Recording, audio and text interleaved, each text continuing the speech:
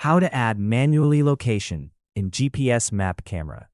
Open the GPS map camera app. If your location is not accurate, tap on the location button. You'll see your current location on the map, but sometimes it may not be correct. To fix this, tap the plus icon to add a manual location. Now adjust your location by swiping the map. As you move the map, the coordinates and address update automatically.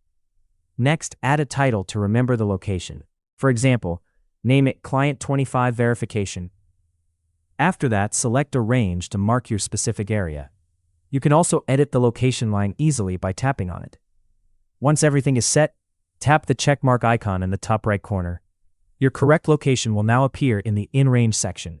Simply tap on your saved location to activate it. That's it. Your correct location will now be clearly visible on the stamp. Now, what is range? The green circle on the map represents the range. When you enter this area, your saved manual location will automatically appear on the stamp. If you move outside the range, the location shifts to the out of range section, and the stamp updates accordingly.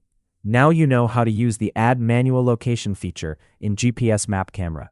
If you found this video helpful, don't forget to like the video and subscribe to our channel for more quick tech tutorials.